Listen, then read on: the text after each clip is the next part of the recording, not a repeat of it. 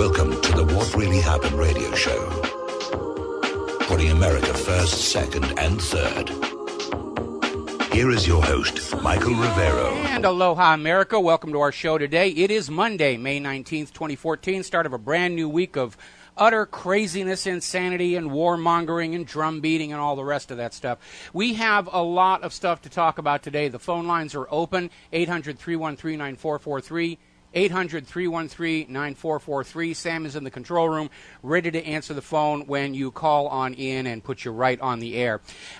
Today, in our third hour, our guest will be, finally, Nathan Folks. He had to reschedule a couple of times before. He's a Hollywood filmmaker, and like most Hollywood filmmakers, he's looked at what was going on in the media coverage of the Boston bombing and spotting some very, very obvious fakes.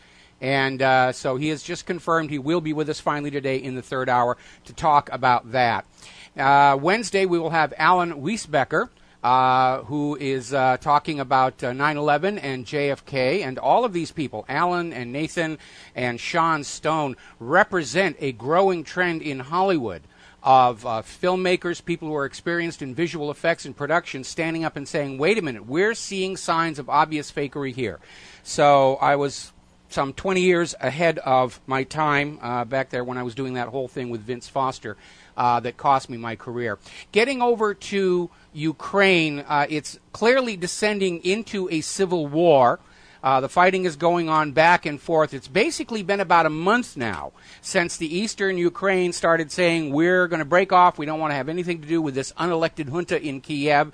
The Ukraine military is still not achieving any significant gains whatsoever, and they're starting to resort to some very questionable tactics. The Kiev army has shelled the water supply in the city of Kramatorsk, basically cutting off water to all of the residents of that city. Now, this is considered a war crime when you do something like that, when you deny people access to water and food.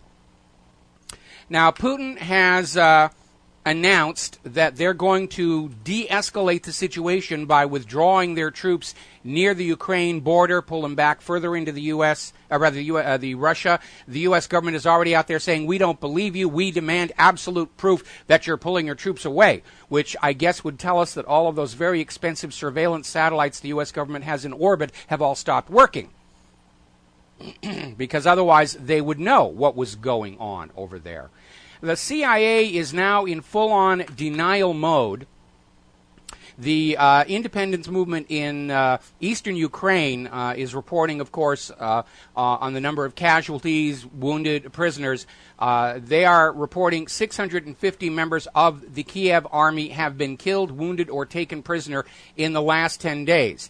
Among them were 70 foreigners, including 13 agents of the Federal Bureau of Investigation and the Central Intelligence Agency were killed, and 12 others were wounded. The CIA saying, oh, that's silly to think that we would have CIA agents over there in Ukraine, committing war crimes. We don't do that kind of thing. Go read some Tom Clancy books, and you'll see what a swell bunch of Joes we are. I mean, the CIA, we're the sweetest smelling spies in the entire world, and so they're in full denial mode on that one.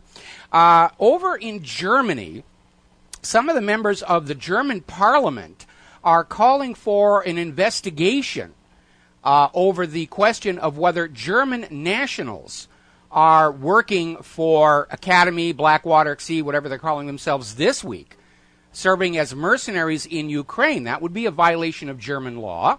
And they're basically calling on the government of Angela Merkel to find out what's going on if these German nationals are, in fact, working as hired mercenaries over there in eastern Ukraine. Now, down in Libya, things are getting very, very interesting, I guess is the good word. Gunmen have stormed the Libyan parliament amid the anti-government uprising. They hit the building with anti-aircraft guns and rockets, causing the members of parliament to flee. This is the second time the parliament has been driven out of the parliament building. And obviously, the people of Libya are no more happy with their U.S.-installed junta than the Ukrainians are, or for that matter, the Afghanis or the Iraqis or any of these other countries the U.S. has conquered and regime changed and took over.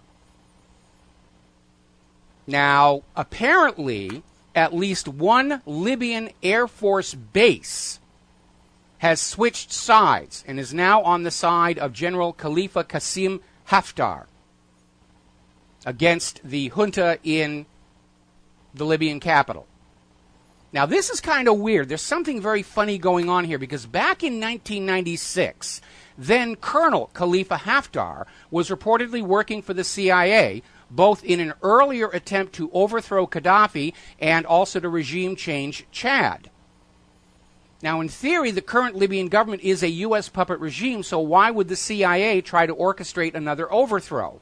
And I think the answer is that if you look at reports about General Haftar, he's always described as rogue. He's the rogue general, which suggests to me that maybe he has actually broken ranks with the U.S. and sees an opportunity for himself to become Libya's new leader.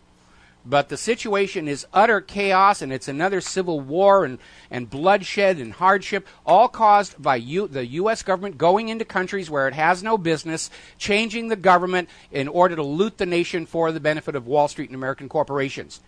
There has never been a single instance where the U.S. has gone into a country claiming to bring them democracy or save them from a cruel tyrant, where life for the people in that country has not gotten far, far worse. In fact, a member put up a very interesting observation at whatreallyhappened.com that in every one of these countries overthrown by the United States or invaded by the United States, for some reason, persecution of Christians seems to go up. And they're absolutely right about that. Now, over in Benghazi, the civilians are engaging in a massive evacuation of the city. And the headline reads as Islamists and Paramilitary Battle. Well, the Western media is trying to demonize what is clearly a popular uprising against the U.S.-installed puppet regime by calling them Muslim terrorists and Islamists. And they're just trying to spin this thing to make it look like, the U.S. puppet government are the good guys and everybody who doesn't want to go along with the U.S. puppet government are the bad guys. What is really going on here is the Libyan people are giving their U.S. puppet regime the old heave-ho, much as Iran did in 1979. And we're starting to see all around the world, as the people of these nations come to understand what's been going on behind the scenes, and they're coming up with new ways to deal with that. Counter-revolutions, secession, breaking off and saying, yeah, you can have Kiev, we're just going to take the rest of the country and go off on our own. And the U.S. corporate media is still out there trying to sell you the idea that the conquering empire is the good guy and the conquered people are the bad guy. And once they're conquered, they should stay conquered. Don't they know better than that? Now, over in Cameroon, the Boko Haram group has attacked a Chinese plant in the country's north. Okay, now, this is a bit of a giveaway. We know that then Secretary of State Hillary Rodham Clinton kept Boko Haram off the terrorist watch list. They're being protected. And this whole thing with the kidnapped girls is just a very contrived publicity stunt to justify a military intervention into Nigeria. Because the reason the United States wants to go into these countries is to kick China out. So if Boko Haram is attacking Chinese assets, it's further confirmation that they're covertly working for U.S. interests. Meanwhile, speaking of China, we're getting reports, and I emphasize that all of this is unconfirmed. Story over at 12160, large number of Chinese troops heading for the China-Vietnam border. And another story over at Zero Hedge, conflict between China and Vietnam is imminent. Maybe, maybe not. There's been a lot of provocations over, who owns the South China Sea. And we know the United States wants a war with China to remove the threat of the yuan from the U.S. dollar internationally. Russia and China are the only two powers standing in the way of U.S. hegemony over the entire world. And that's why we're being driven to war with both of those countries, by hook, by crook, by lies, fraud, and deception. We'll be right back. Aloha, America. Welcome back to our show here, and we're going to go to the phones. John in Barbados. Aloha, John. Welcome to the show. What's on your mind today? Well, Michael, aloha. I'm looking at this spat, actually, between not just China and Vietnam, but China and the U.S. The U.S. apparently, through the offices of Holder, are making charges against China for spying on their businesses and secrets. I I mean, it's totally laughable. It is laughable. I was going to After all talk. we've learned about the NSA. Well, not just that, but only, a week and a half ago, Newsweek ran a story about how out of control Israeli spying on Americans is and stealing business secrets and trade secrets to take back to Israel. But we're not supposed to think that's a big deal. In fact, if you even mention it, you're denounced as an anti-Semite. And here we have this situation in China. Very obviously, it's being fanned up as part of the propaganda war to lead us into conflict with China. Now, there's another aspect to consider. Remember, it came out only a couple of weeks ago that the NSA will intercept shipments of computers, software, and other equipment being exported out of the United States to certain targets and install additional malware, spyware, whatever backdoors in them. That has to include computers and computer systems going to China. So it is in all probability that somebody, backdoored into these computers located in China and then carried out these very obvious, visible hack attacks against these very large companies, which have the security systems to detect it in order to frame China for this. And I'm not saying that China isn't engaged in spying. They're just going to be a little bit more subtle and clever about it. This reeks of another propaganda setup to try and sell us all that the Chinese are bad and we've got to go to war against China to stop the Chinese threat. And, of course, the only Chinese threat is the yuan and the fact that China still holds a huge amount of U.S. debt. And if we can get into a state of war and send your kids off to be killed and crippled in a war against China, Wall Street gets to write off all that debt they owe to China. Zero out the books. Huzzah, huzzah. Happy times are here again. Well, Michael, there's another little missive going on in the Ukraine with these mercenaries, CIA, FBI, whatever, being rounded up and killed.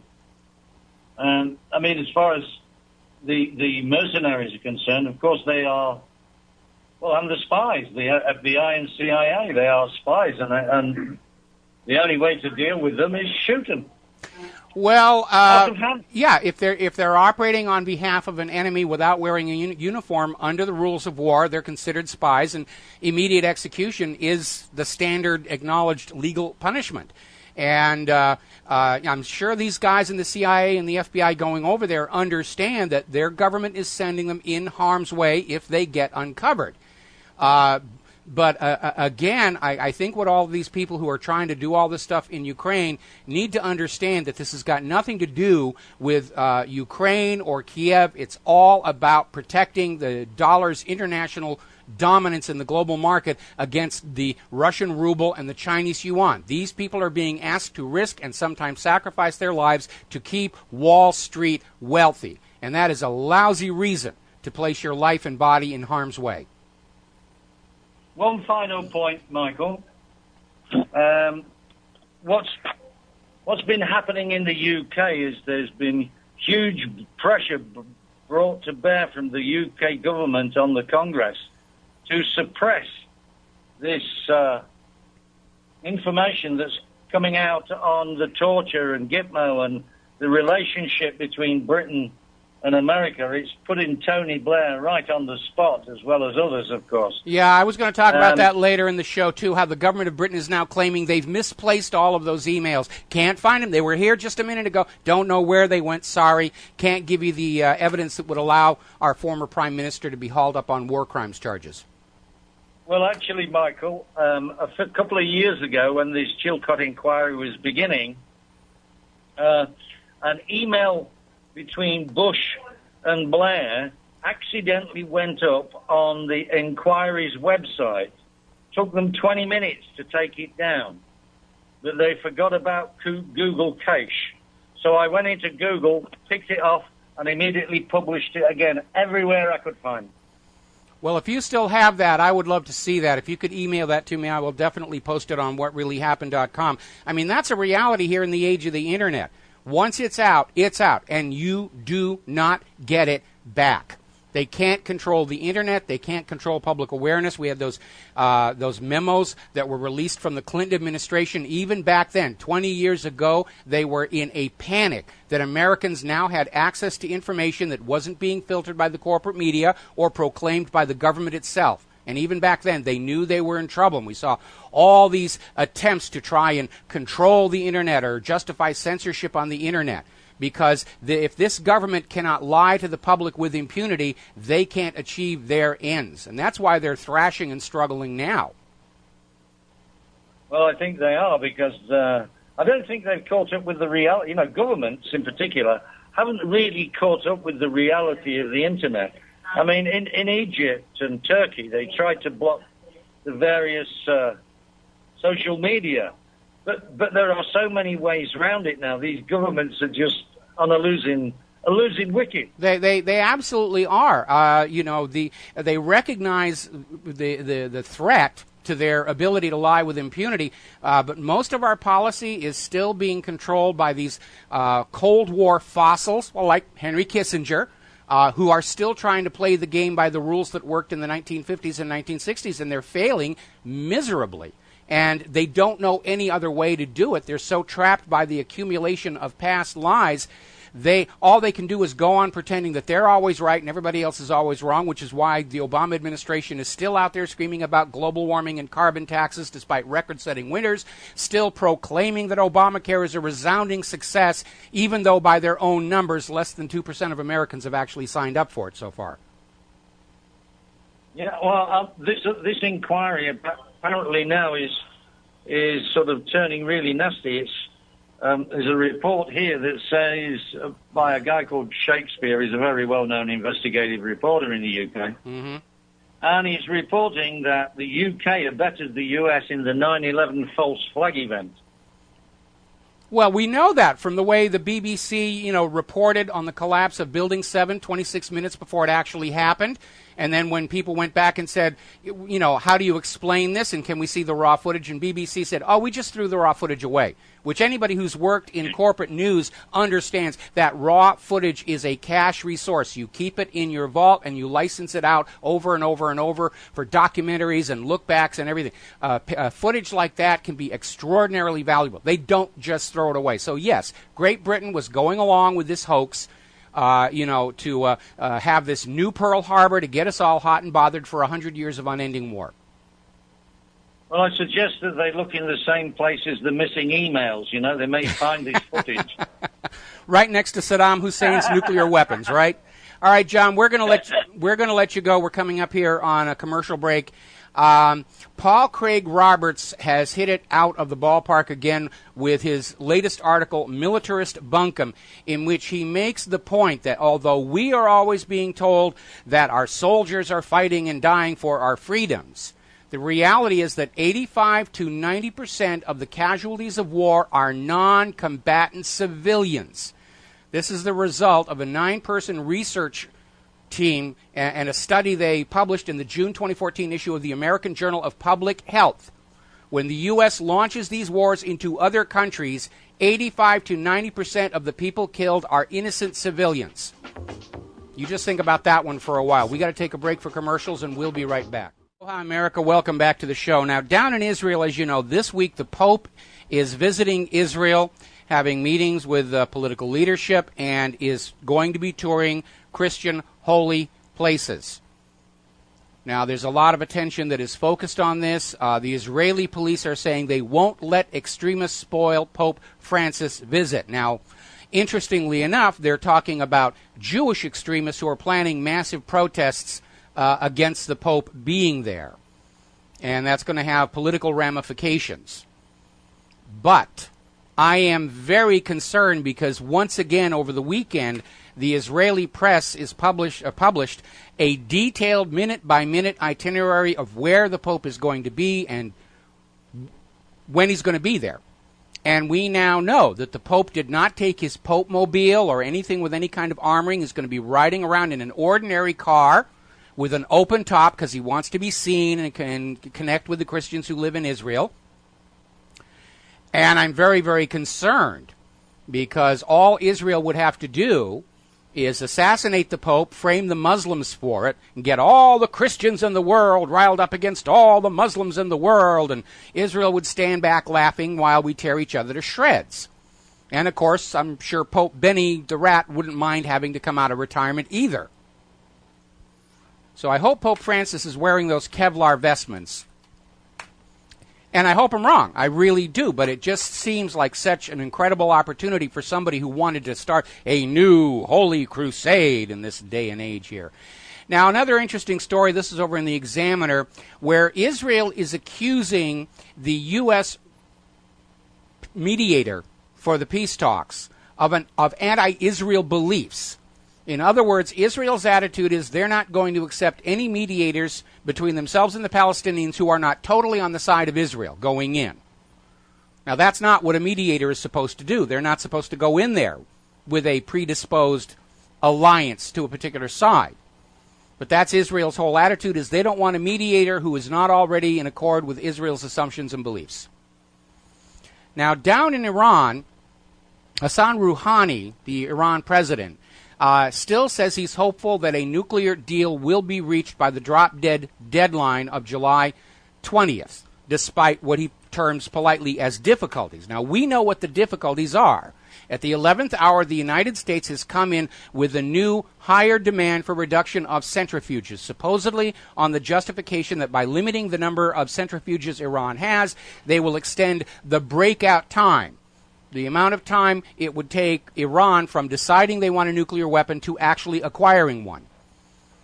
And again, the United States is not worried about Iranian nuclear weapons. Iran doesn't have rockets that will reach this side of planet Earth. And Iran is not in the habit of invading other countries in wars of aggression. They haven't done one in more than 200 years. This is all about finding a way to derail this peace talk so that they can move on with the agenda to invade Iran and conquer it, control its oil so that it is sold on the world market only for U.S. dollars, to impose a privately owned central bank on the Iranian people, loaning all of the public currency at interest, and, of course, to remove a regional political influence that Israel does not want to have to deal with. Same agenda with Iraq. Iraq was becoming a tremendous influence over the Middle East, had to be smashed. Iran is a tremendous influence over the Middle East, has to be smashed. So that Israel is, especially with their nuclear weapons, is basically functionally in control of that whole area. But this idea of this last-second requirement by the United States, and it is simply an unacceptable demand by the United States, because everything that Iran is doing with nuclear technology is allowed to them under the terms of the Nuclear Non-Proliferation Treaty, which both Iran and the United States have signed and ratified. Iran is allowed to have nuclear power plants. Iran is allowed to manufacture the fuel rods for them. Iran is allowed to produce medical isotopes and industrial applications of peaceful nuclear technology. Nobody has found any evidence at all that Iran is building a nuclear weapon. The only evidence that's been presented was the laptop of death, which turned out to be a fraud. And common sense has to tell you, if somebody has a real case that Iran is building nuclear weapons, they don't dare risk using fake evidence because it would discredit everything. So if there's one piece of evidence that is discovered to be a fraud, the whole case is based on fraud. Now, Chuck Hagel is sort of giving away what's going on. He was out there talking to Israel's senior leaders that the U.S. remains firm against Iran nuclear weapons. Do you remember when they were trying to tell us that Iraq had nuclear weapons and how that turned out? It's just more of the same. How many times do you have to be lied to by this government before you understand and accept you live under a government that lies to you all the time? Another observation on the same topic over at David Stockman, ContraCorner.com. Obama capitulates to the war party again. The proposed breakout limit on Iranian enrichment is a bogus deal killer. So nobody is being fooled by this. The U.S. is making this demand in order to deliberately sabotage the talks and prevent an agreement by July 20th. And on July 21st, the war with Iran will be back on the front table. That's what this is all about. I don't know about you, but when I was a kid, I never for a moment expected that I would grow up to live in a country as evil and predatory as the current United States government. The Fourth Reich is alive and well in Washington, D.C. Now, another little interesting article over at geopoliticalmonitor.com, it turns out that Nigeria's economy is booming. And they have overtaken South Africa to become the largest economy on all of the African continent by quite a wide margin. And that is the real reason Nigeria is suddenly on the U.S. government's special high-interest targets list. They want to go in there and control the oil and control the minerals. They want to keep China out. They want to keep those resources being sold only for U.S. dollars. That's the agenda here. That is the reason your kids are being asked to risk life and limb in all of these invasions in all of these countries, is to preserve the dollar's rule of the global economy. And I can't imagine any parent comfortable with the idea of sending their kids off to wars to make the bankers richer than they already are, which is why the government has to concoct all these make-believe stories about terrorism and Al-Qaeda and they hate us for our freedoms and we're bringing democracy to those nations, which, by the way, has not happened. Since the end of World War II, the United States has tried to change the government of some 50 countries, 60 countries, succeeding 26 times. And in those 26 regime-changed countries, they didn't get democracy. They got a puppet government that consistently voted itself back into power and impoverished the people of that nation for the benefit of American financial corporations. Now, the Simon Wiesenthal Center, boy, that's a low airplane flying overhead. The Simon Wiesenthal Center is now accusing Russia Today of anti-Semitism over a satire piece that appeared in their pages. And we're at the point right now where that's Israel's response to everything. You're an anti-Semite. You're a Jew hater. And you know something? They've worn it out. Nobody cares anymore. It's lost its shock value. You know, back at the end of the last century, if you were called an anti-Semite, oh my goodness, what a terrible smear. Same thing that they were doing when they would scream conspiracy theorist at you. It was an attempt to degrade you and dismiss you and get you to shut up. And they've worn both of those out, especially because so many of the conspiracy theories turned out to be true. Now, Sheldon Adelson, the casino guru in Nevada, is out there making tours of various conferences and everything, and he's saying he wants the U.S. to carry out a nuclear strike on Iran and is absolutely adamantly opposed to a two-state solution in Israel and Palestine, saying it's Russian roulette. And he's using his money to basically influence public policy, even influence the makeup of the United States Congress. This is a guy who's already been charged for bribing Chinese government officials. And yet he's allowed to basically run around the United States of America untouched. In fact, it was only a few weeks ago where there were indications he might have to leave the United States because of potential corruption charges. They just seem to have gone away. Meanwhile, over in Palestine, Jewish settlers, Israeli settlers, burned down a Palestinian olive grove in the Tel Ramidi neighborhood as part of the celebration for the Jewish holiday of Lag Boamer. Now remember, it takes 10 years after planting before an olive tree produces a usable crop. We'll be right back. Aloha, America. Welcome back to our show here. Now, getting on back down to Israel, there's a very interesting article called Israel's Water Genocide. Remember, I was talking earlier up in Ukraine where the Kiev army is shelling the water supply in the cities that have declared independence from Kiev to deprive them of water. That's a war crime. Israel's been doing exactly the same thing, cutting off Palestinian communities from water resources in order to try and drive them off land that Israel wants to appropriate for some of their illegal settlement building. There have been quite a few stories of how the residents of those illegal settlements will deliberately divert the raw sewage from their sewage system to contaminate the Palestinian water supplies. And all of this is war crimes, crimes against humanity. All right, there's been a new development in the saga of Malaysian Airlines Flight 370. There's a new book out on the subject that contains a lot of new information we had not heard before. And the theory put forward by this new book is that Malaysian Airlines Flight 370 was accidentally shot down in a joint American-Thai training exercise. And the reason that all of this go on down, look in the South Indian Ocean, spend all the money there, was to basically divert everybody while they cleaned up the mess. Apparently, in the area where Flight 370 did come down, and by the way, if it was hit by a missile, that would explain why none of the emergency beacons activated, because they were destroyed along with the rest of the airplane. But apparently there are some oil platforms in that area, and the crew on one of those platforms saw the plane coming down and saw another object in the sky. This is turning into a repeat of the U.S. government's accidental shoot-down of TWA 800.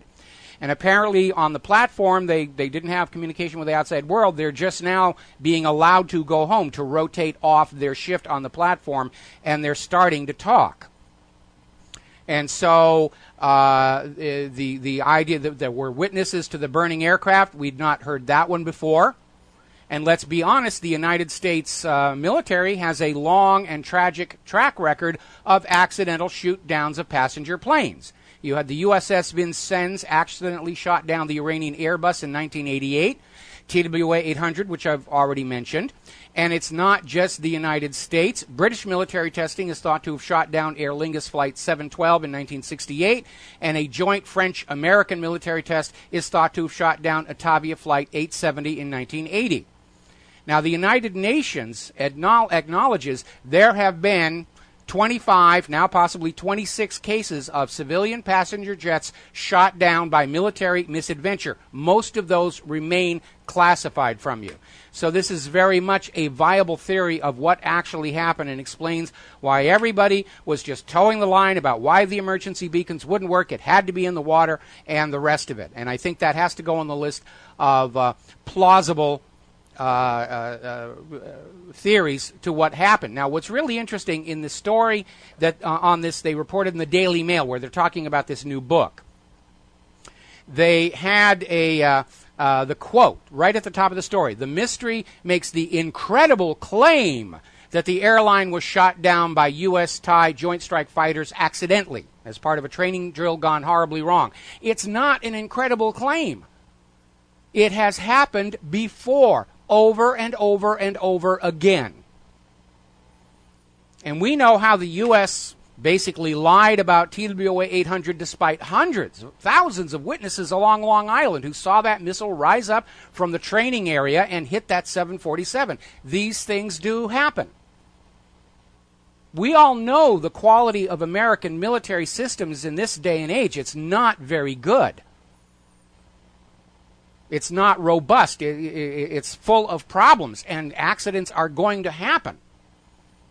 And so I'm starting to think this actually makes more sense than any of the other theories. And again, we went on these other theories about parted out for spare parts and possible false flag terror, because what the corporate media was telling us was going on about the turn, and it was seen and heard flying west over the island. That may have all been part of the cover-up, to basically get attention away from the crash site by any means possible. Oh, it's way out over toward Diego Garcia. It's down in the South Indian Ocean. Just don't look in that area by the oil platform over there off the coast of Thailand. Don't look there. There's nothing to see.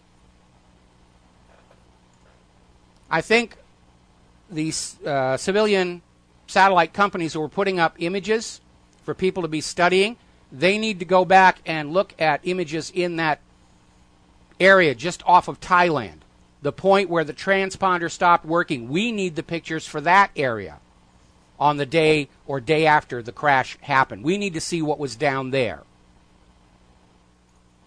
The bottom line is we cannot trust, we should not trust, we dare not trust anything coming out of the government or the corporate media because of that long, insane track record of lying to us about everything. Meanwhile, down in Argentina, as you're probably aware, a few years back, there was a bombing attack on a Jewish community center that was basically blamed on Iranian terrorists and no questions asked, so forth and so on. Well, apparently Argentina and Iran have been working on an agreement to try and go back and reinvestigate what happened to see if it's one of Israel's many false flag attacks, to demonize Iran and build sympathy for Israel. And Israel is pulling every trick they can to prevent this investigation from going forward. And their latest one, these Jewish groups in Argentina, went into federal court and declared that since Argentina and Iran did not have mutual extradition, that forming any kind of a joint investigation represented a violation of Argentina's constitution, and the federal court agreed, blocking the investigation from moving forward. So, anyway. Meanwhile, up in Brussels, the protests against TTIP continue. The public is barred from all hearings and negotiations. The Belgian police are very heavy-handed, 240 arrested, water cannons, tear gas.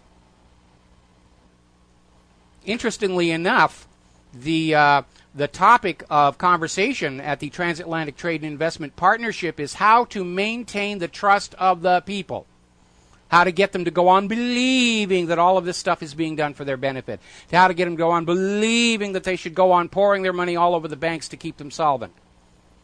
It's kind of hard to build people's trust when they're not allowed in to hear what's being talked about and are being water cannon and tear gas to keep them away.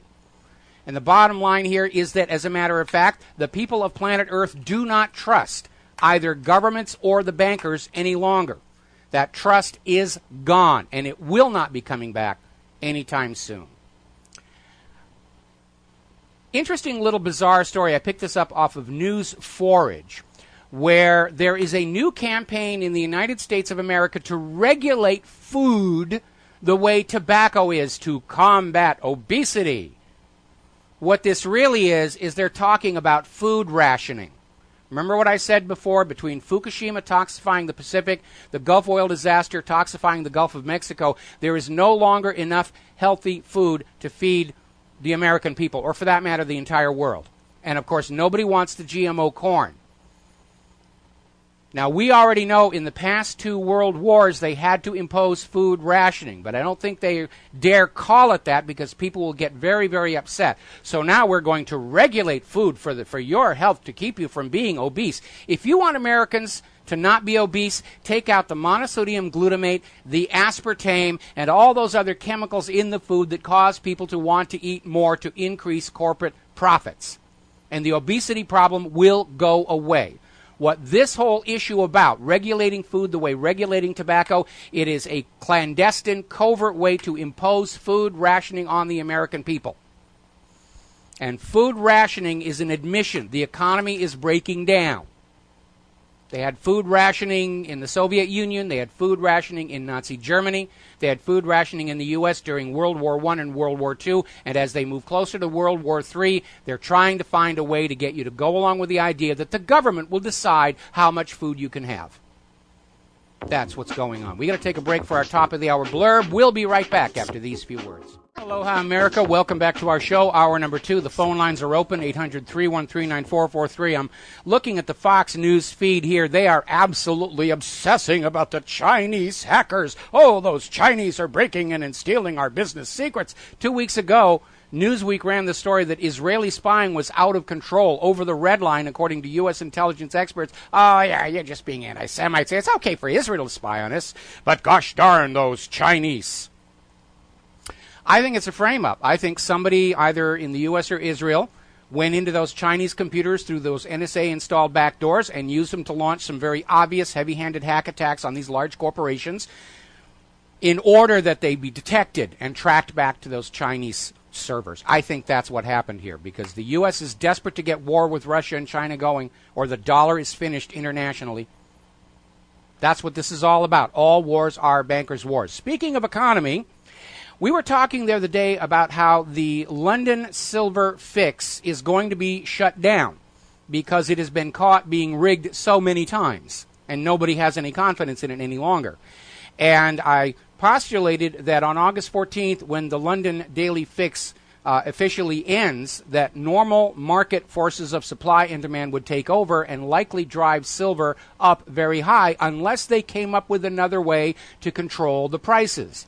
And so it is perhaps not too surprising that over at silverdoctors.com, they have an article about how the CME Group, which is one of the largest commodity exchanges on earth, is going to put price limits on gold and silver. They're simply going to arbitrarily say, this is what it is.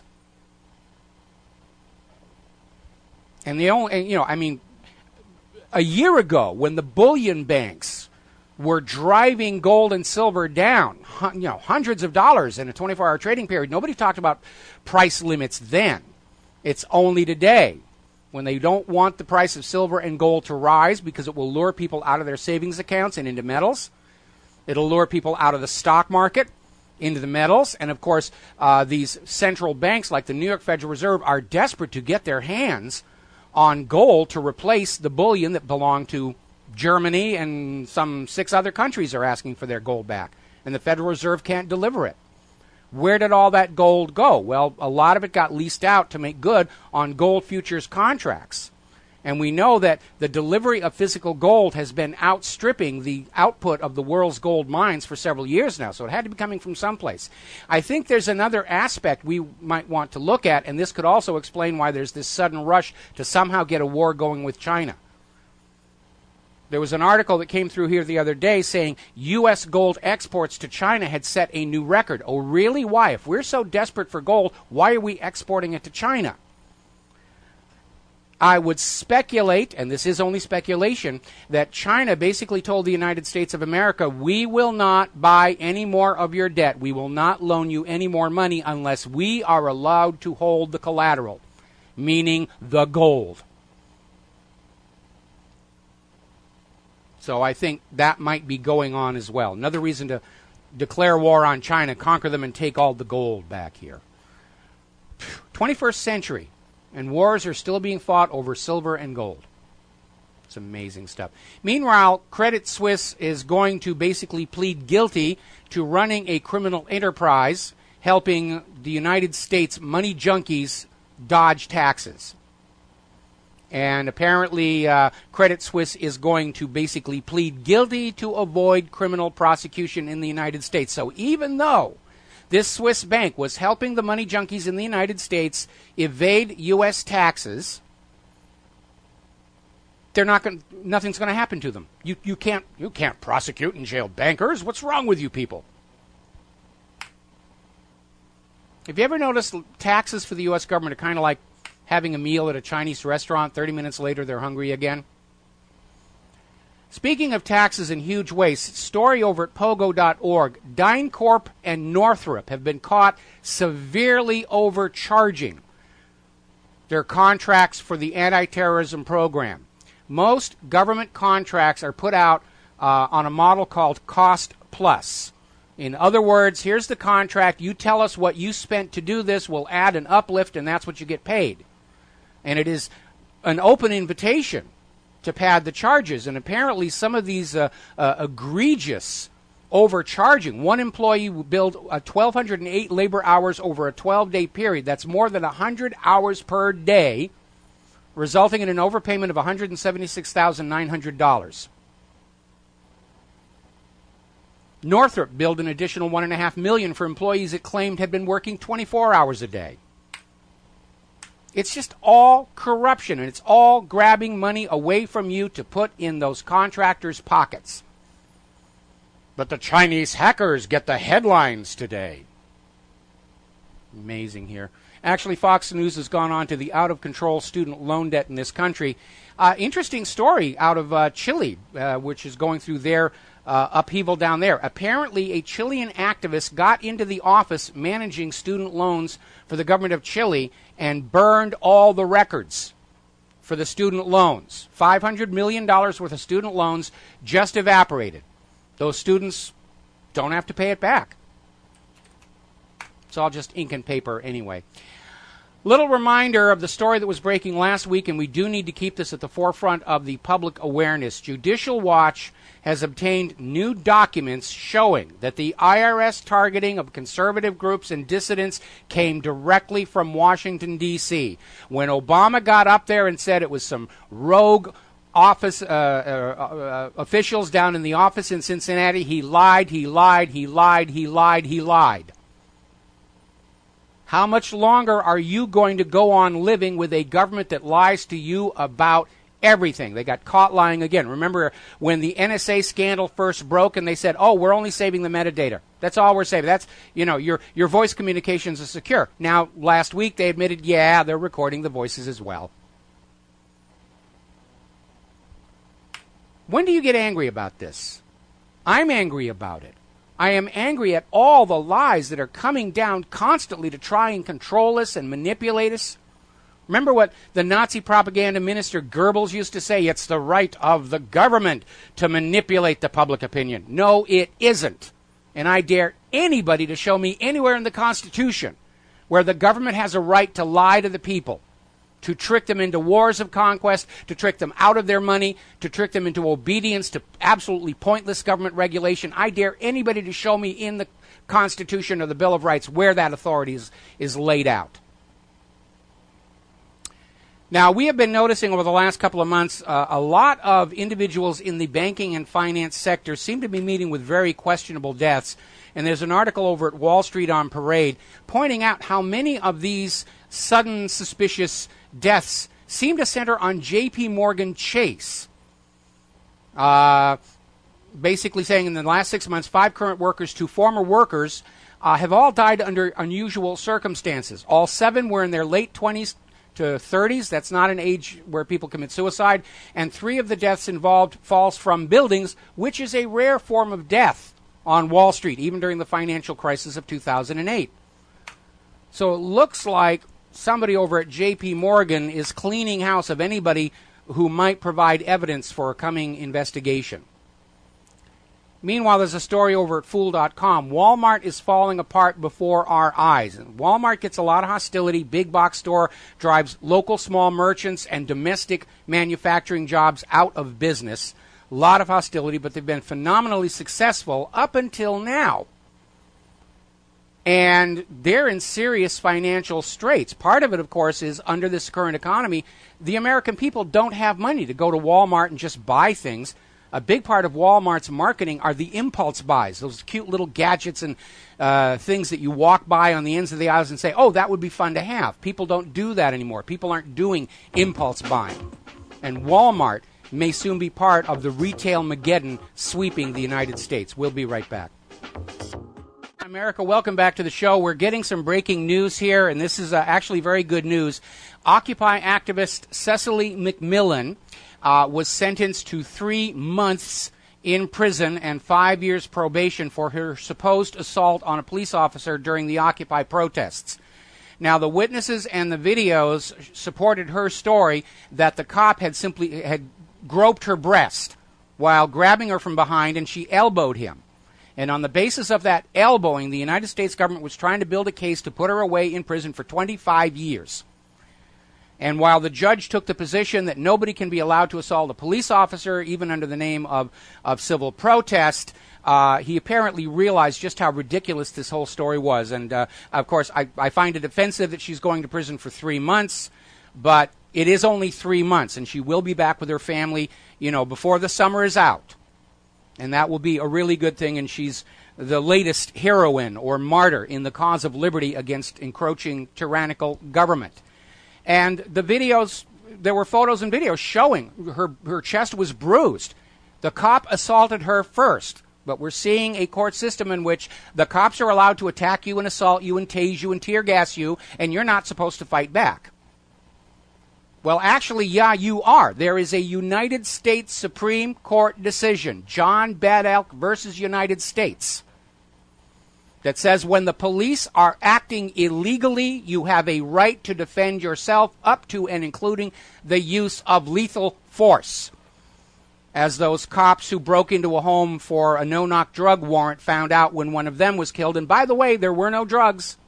There were no drugs on the premises. They had no business being in that home. Certainly not breaking through the back window.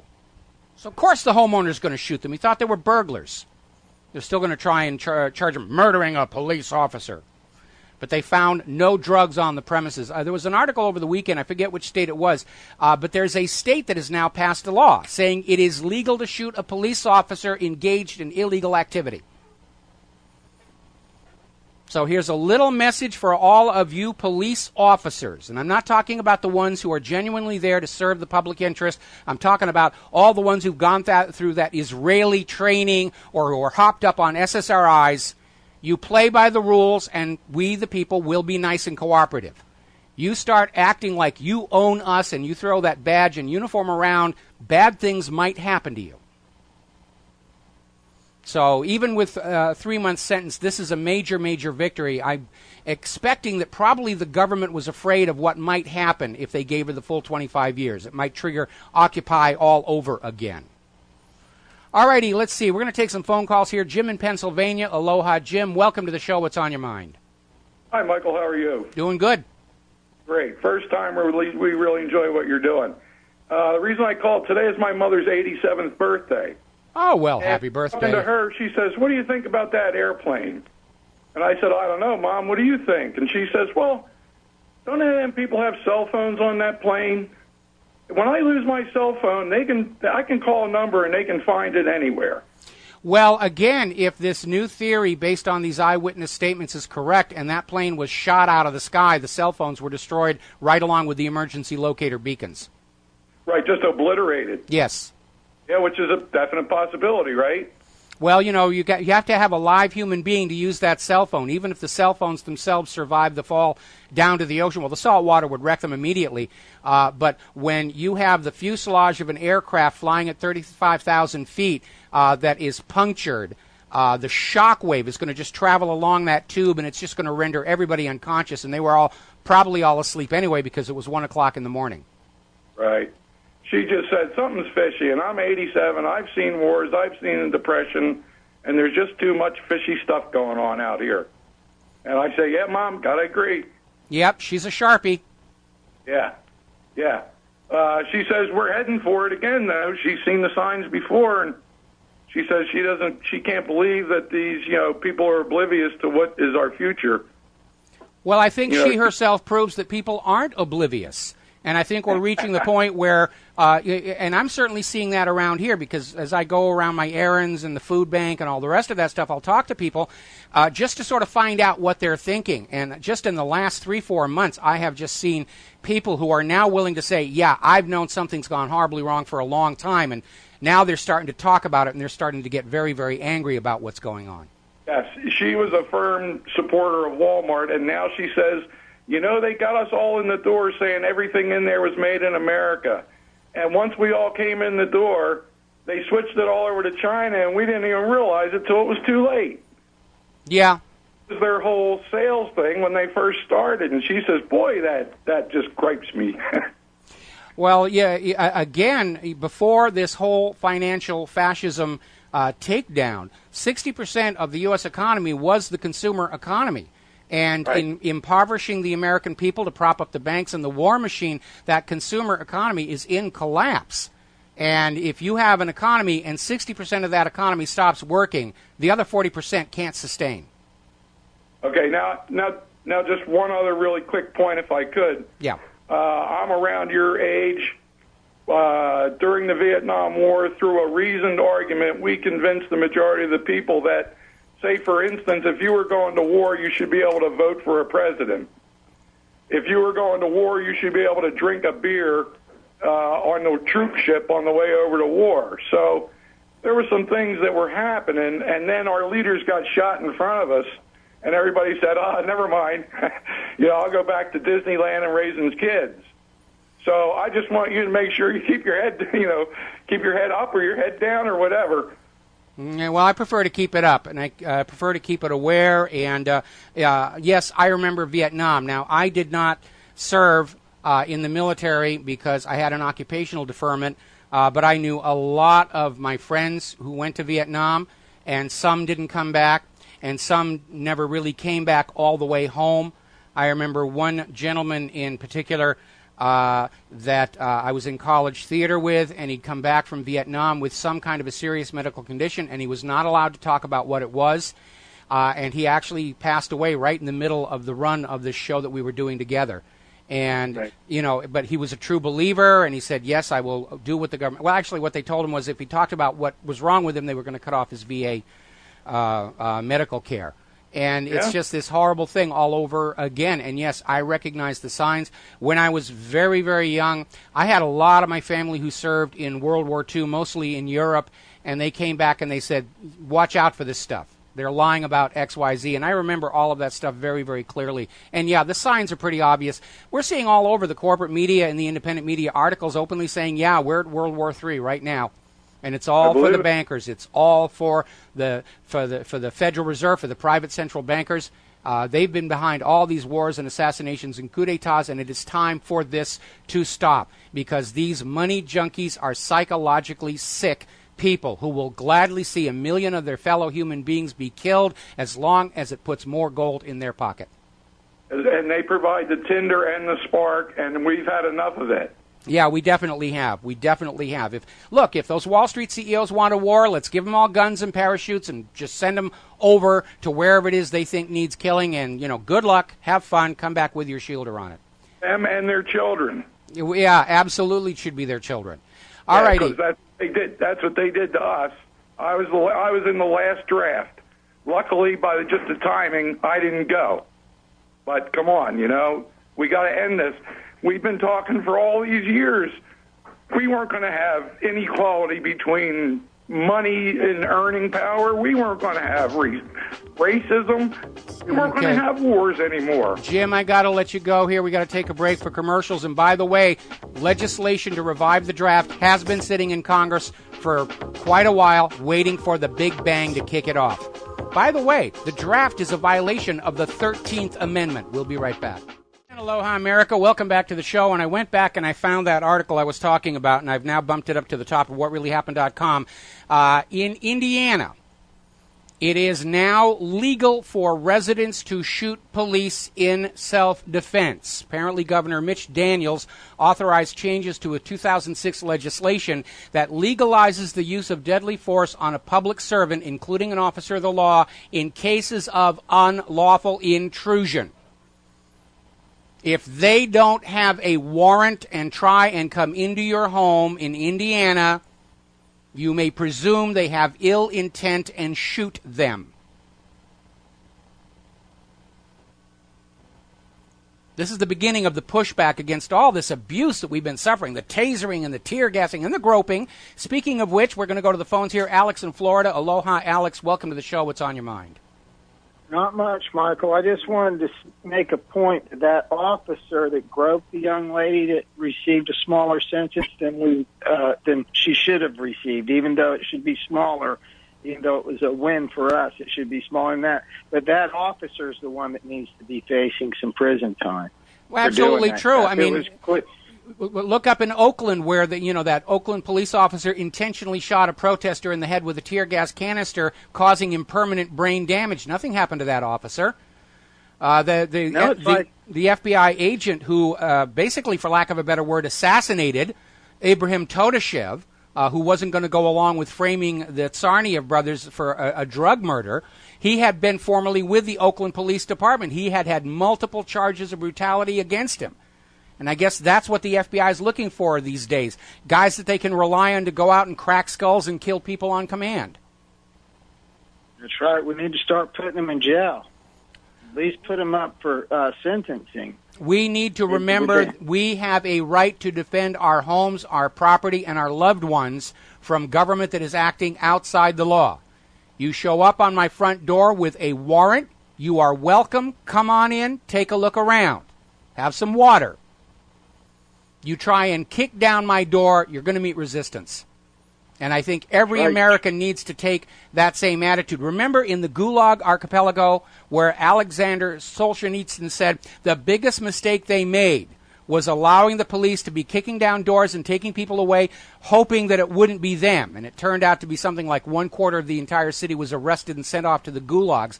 And he said, how much different would it have been if the ordinary people had grabbed axes and knives and whatever and just set ambushes for these illegal activities? And after a while, Stalin would not be able to find anybody willing to go out and kick down doors and take people away illegally. That's right. You have a good one, Michael. All right, thanks an awful lot.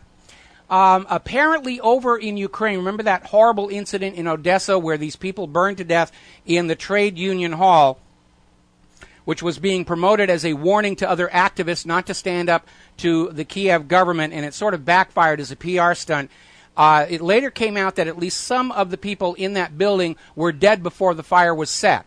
And now they've identified that chloroform was used on them in enough concentration to cause respiratory collapse and failure.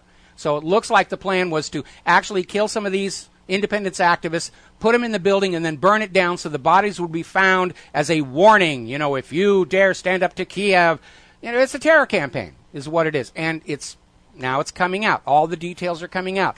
In the age of the internet, you cannot lie to the public with impunity. And the sooner all the governments of planet Earth recognize that and adapt to that new reality, the better off the world will be. Now, getting back to the economy here.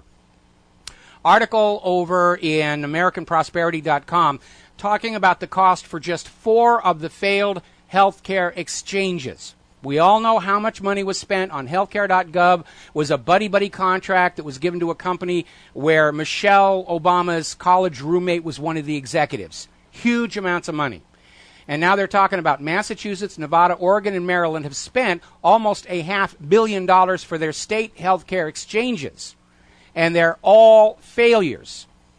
And it's now basically determined it will cost even more money to try and fix them, or to basically tell everybody, go on over to the Federal Healthcare Exchange. They can't get any of these things to work.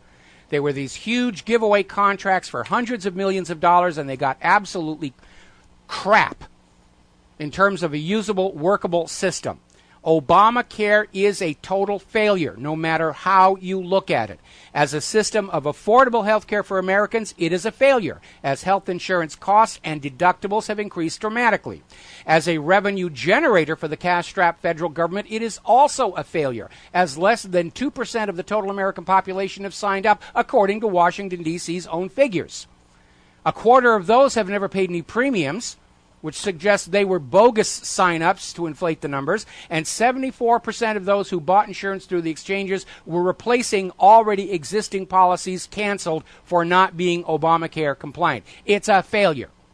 Period. End of discussion. Yet, in the best traditions of the former Soviet Union, the U.S. government continues to proclaim Obamacare a resounding policy success, proving that this government is incapable of ever admitting error or mistake, let alone changing course. After several record-setting winters in a row, Obama is still pushing global warming and a carbon tax. And the danger here is that as the U.S. continues the PNAC war agenda and failures start to pile up, that same stubbornness is on full display, meaning that even though the government knows they could lose this new world war, they're going to continue to attack nation after nation after nation because they will never admit the policy is wrong. They would rather see this nation go up in nuclear fire than ever stand up to the American people and say, you know, we really kind of blew it. We were wrong. They're slaves to their own vanity and ego. Meanwhile, a Washington judge has now ordered the U.S. military to stop force-feeding hunger strikers in Guantanamo. And again, talk about torture. You have tortured somebody to the point where they want to die and they stop eating, and you shove a tube down their throat and you force-feed them. And so the order came from U.S. District Court Judge Gladys Kessler on Friday. And they're basically saying you may not force feed until the matter is adjudged further on down the road here. Over at 12160 .info, document reveals potential CIA cover-up regarding the Guantanamo suicides. Remember how we've always been told, oh, the people in Guantanamo, they've committed suicide. And now the question is, were these people actually tortured to death? And we know that was happening in Abu Ghraib. For all you Franz Kafka fans out there, the U.S. government was torturing innocent Iraqis to death to find weapons of mass destruction that didn't exist. That is the depths to which the U.S. government has sunk to achieve its agenda, to protect its public image.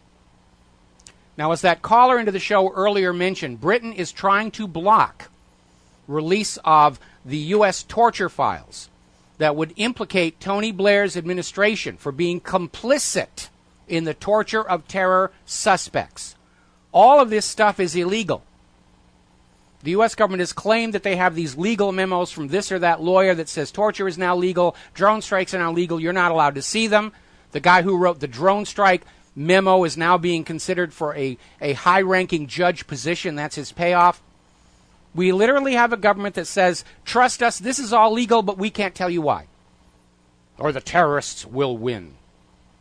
Now, over in New Jersey, which is the nation's capital for political corruption, the New Jersey government passed a law banning contractors from making major campaign contributions to state and local politicians, because these state and local politicians would then turn around and hand these huge, highly profitable contracts back to these contractors. Well, they found a way around that.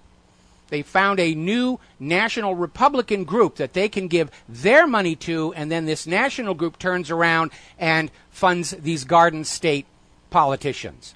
And somewhere there's a phone call saying this money really came from here, so give them a nice juicy contract. We have to take the money out of politics, and in the blueprint for the new America, we have a model for public financing of all political campaigns with absolute caps on them. If you get enough signatures on your petition, you are given a campaign budget from the government, from the taxpayer, that is equal to everybody else's, and it becomes a campaign of ideas and agendas, and those politicians understand they're working for the American people, not the corporations. Alrighty, we're coming up here on another commercial break. Coming up at the top of the hour, Nathan Folks has confirmed he will be with us, and we'll be back after these words from our sponsors. America, welcome back to the show, and I want to talk about the upcoming elections in Great Britain. Nigel Farage's UKIP party is leading in the polls right now, and this, of course, is extremely upsetting to the globalists, because the UKIP's platform is based on delinking from the European Union and basically having stricter border controls. And they are doing very well in the polls because Great Britain, like the United States, has seen a huge influx of immigrants who are crowding an already overcrowded job market, driving wages and salaries down. And so it is hardly a surprise that the corporate media in Great Britain and, in fact, here in the United States of America are trying to demonize Nigel Farage and the UKIP party, calling them racist, for daring to have border controls. It's very obvious media spin and push. And if Nigel Farage and his party do win on Thursday, it's going to be a reminder that the corporate media no longer controls the minds of the British subjects, or for that matter, the American people. And, of course, his party is very much against merging with the European Union any more than they already have. In fact, they're talking openly about delinking and getting away from it. And that would trigger all kinds of financial effects, including derivatives, which the U.S. financial system is not able to make payments on. So they're fighting this tooth and nail, and it looks like UKIP may, in fact, pull it off. And David Cameron's party is now expected to come into third place, which is a humiliating slap in the face. It shows how the British subjects just aren't buying the spin and propaganda any longer. Now, speaking of spin and propaganda, there was an interesting story over at Ingenious Press entitled Sexist Double Standards, All Men Are Considered Potential Predators. And we have seen lately in the media a revival of some of the male bash hysteria that we saw back in the 1990s. To basically demonize men, to dehumanize men, and looking back, it was obviously part of a campaign to make men unsympathetic, to make it easier to send them off to these wars of invasion. Remember the all men are rapists hysteria and just how out of control that got. And again, this being an election year, this is a revival of the classic divide and conquer fringe issue tactics. As we get closer to November, the last thing this government wants you thinking about is the economy, or the wars, or IRS Gate, or Benghazi Gate, or Flood Gate, or the rest of it. So it's going to be abortion rights and gay marriage and, feminism versus the mean old predator men. And they keep pulling this every single election cycle. And you need to understand they're fanning this up as a distraction, because they don't want you thinking about the things that actually impact your life directly. Now, apparently up in Philadelphia, 6 former traffic court judges are themselves heading to federal court for running a ticket-fixing scheme. In other words, if you got a horrendous traffic ticket, you pay maybe 25% of that to the judge, he'd let you off. And it was an organized ticket-fixing scheme, and these judges were all part of it, according to the charges. So they're going to be going to court over that situation. Now, up in Olympia, Washington, there are protests going on right now over this very rich individual who was driving a Ferrari, had an accident. It was his 7th DUI, and he was not sent to prison. He was given a year of work release because he wouldn't fare well in prison, which is what prison is supposed to do. And remember that story a while back where there was this other drunk driving kid, ran his car up on the sidewalk, killed some people, and the judge let him off on the affluenza defense, that because of his wealth he just didn't know any better. And it really is underscoring the fact that we do have a justice system that is peeking out from under that blindfold at the bank balance of the people in question. And as a result, there are now protests in Olympia over the fact that the rich are obviously being given more lenient sentences than the poor. And they're absolutely right to do that. The United States was founded as a nation of laws that apply to everybody up to and including the President of the United States of America. But we have a society now which has gone totally fascist, and the laws only apply to the people who don't have any money. The really rich people get to do whatever they want and get away with it. Most times they're not even arrested. I remember a story a few years ago in Los Angeles where a J.P. Morgan banker did a hit and run and left the scene, and he was not arrested because, he obviously had something important he had to get to. All right, we're going to take a phone call here. Dustin in New Jersey. Aloha, Dustin. Welcome to the show. What's on your mind? First of all, you're right. I am from New Jersey, and we are corrupt over here. Well, you're hardly unique. You're hardly unique. I mean, you've got the gold medal, but not by much. New York's pretty bad, too, with Anthony Weiner. I mean, just look at that character. Yeah. Well, I wanted to talk about the economy, but you brought up with the Ferrari accident and that kid who got off. I believe with the Ferrari accident, they said he was like a businessman who employed a lot of people. So I'm like, so he's too big to fail, I guess, too. Too big to jail. Yeah, that's it.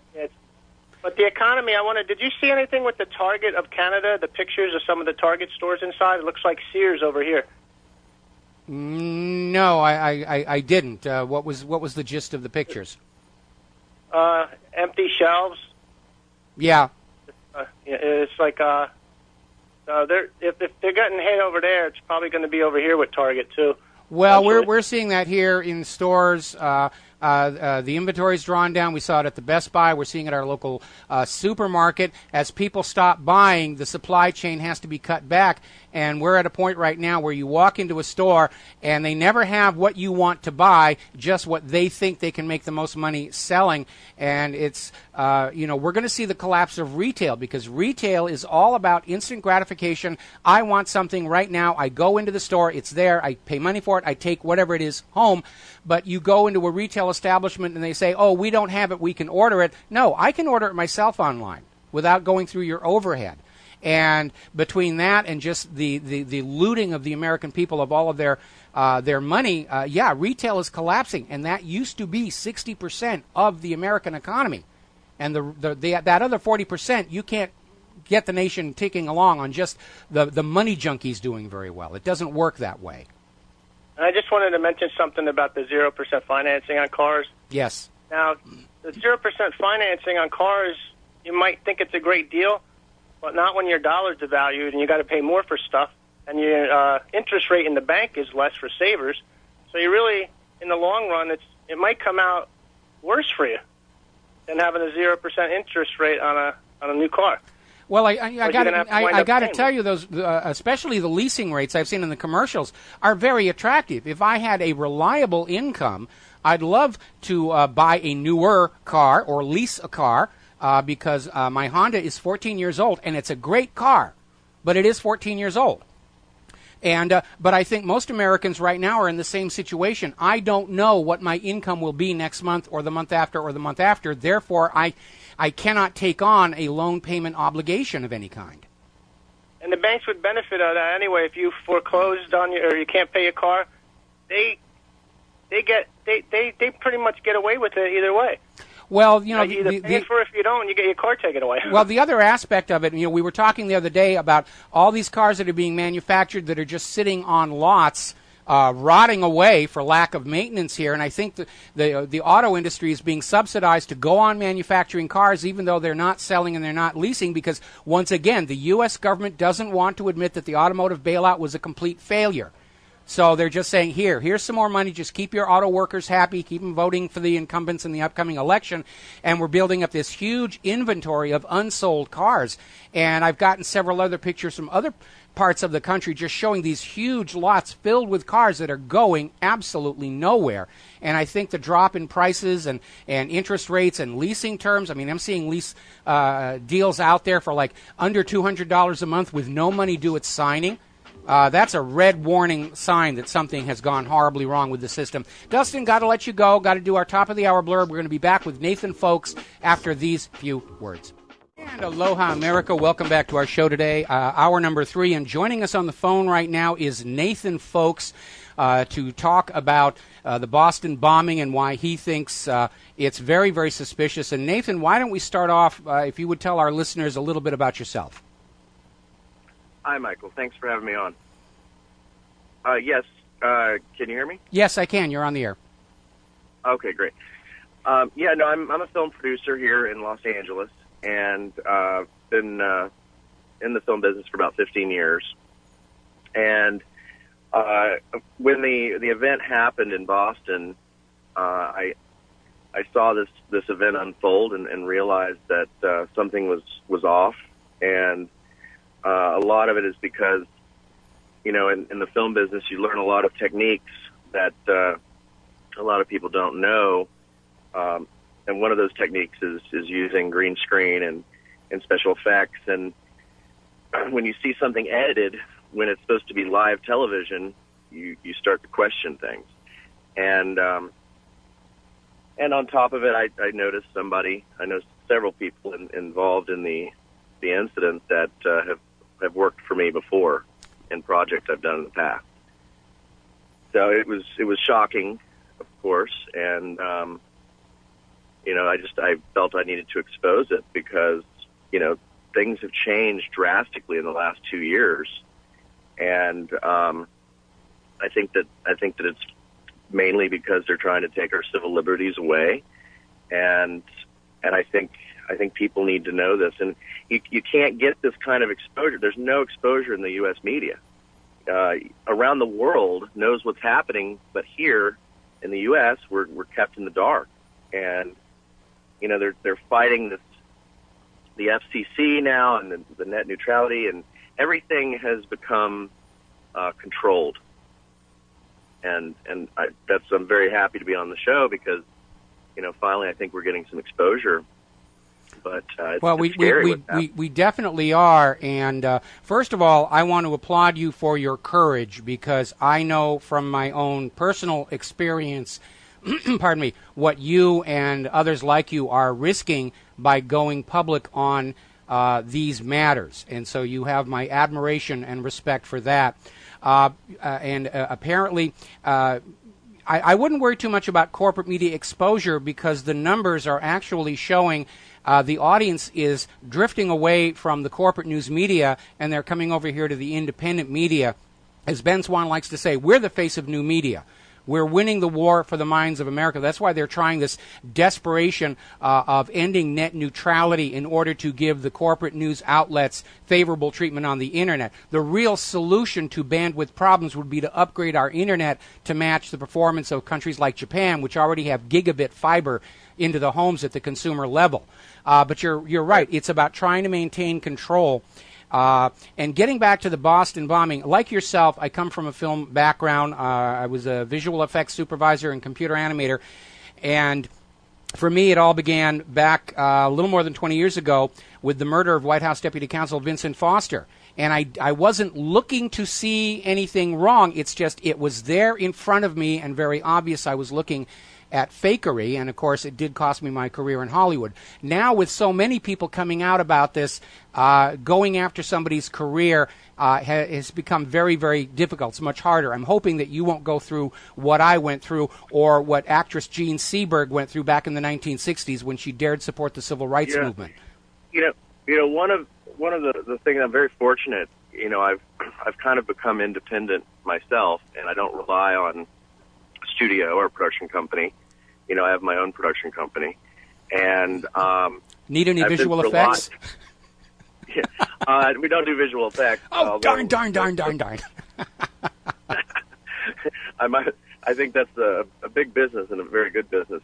I've learned enough about it to understand it, but I don't have fear of losing my job or fear of, you know, being blacklisted, because, you know, at this point in my career, it's about getting the truth out there, and it's about, you know, like the worldwide wave of action that's now happening, and we're trying to get as much exposure on that as possible. You know, I could care less about, I mean, I've had so many threats and people say my career's over and, you know, just on and on and on, and I'm just like, I don't care about that. I care about this country, and I care about getting the truth to the American people so that we can make a difference. You know, it's like we're reliving the 60s, even though I wasn't alive then. You know, I've from my parents and from my grandparents and heard, you know, what they experienced. We're going through that same thing right now. It's just nobody knows about it because we haven't been able to expose it. But shows like yourself and getting it out there in the media is quite phenomenal. And I praise you for getting it out like you do. Well, thank you. What we're going through, I keep making this point, we're seeing a sociological upheaval virtually identical to what happened when Gutenberg rediscovered movable type printing, and all of a sudden books became affordable to the middle class, literacy exploded, and the rulers lost control over what people were knowing and thinking.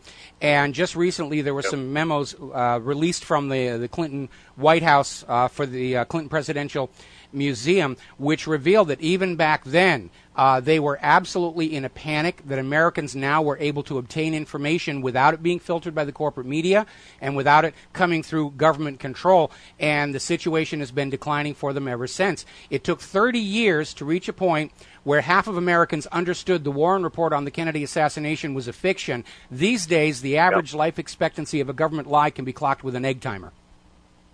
Oh, yeah. Absolutely.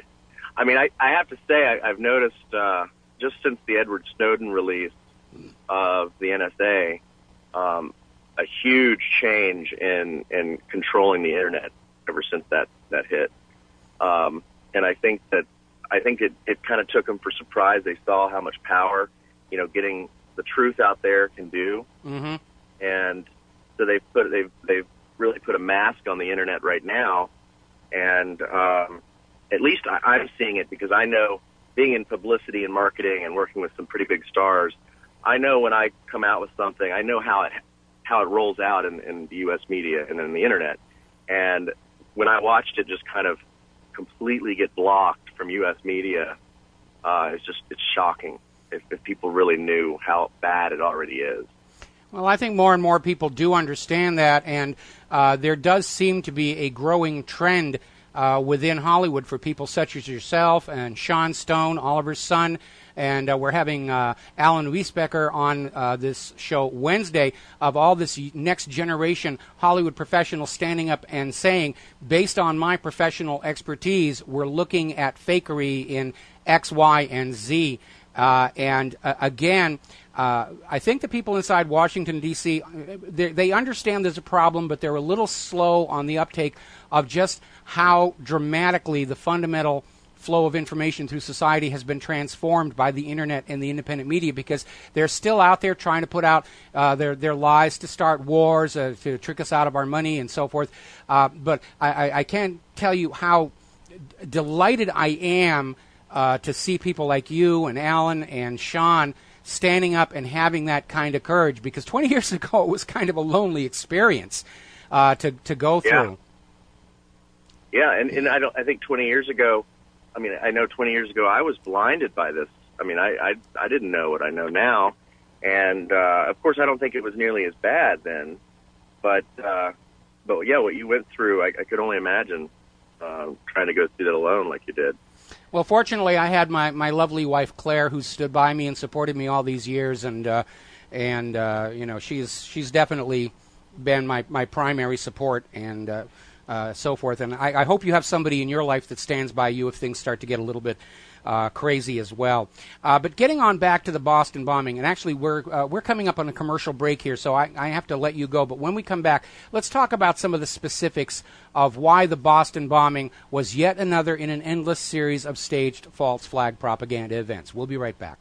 Aloha, America. Welcome back to the show. We're talking with Hollywood producer Nathan Folks. We're talking about the Boston bombing and the growing number of indications that it was yet another staged propaganda PR stunt to get Americans to go along with wars. And this is the common pattern of the United States government. Whenever any ruler wants to start a war, first of all, they've made the decision, the conscious choice, to send thousands or possibly millions of their own people to death and disfigurement, and they must lie to their people to get them to go along with the war. Whether it was Hitler's use of the Gleiwitz incident to trigger the war with Poland, the U.S. with 9/11, and now, of course, this whole Boston bombing nonsense. So, Nathan, can you give us some specifics of, I know you already told us that you recognize some of the people working there as people who had worked with you in the film production industry. What else basically signaled absolute fraud to you?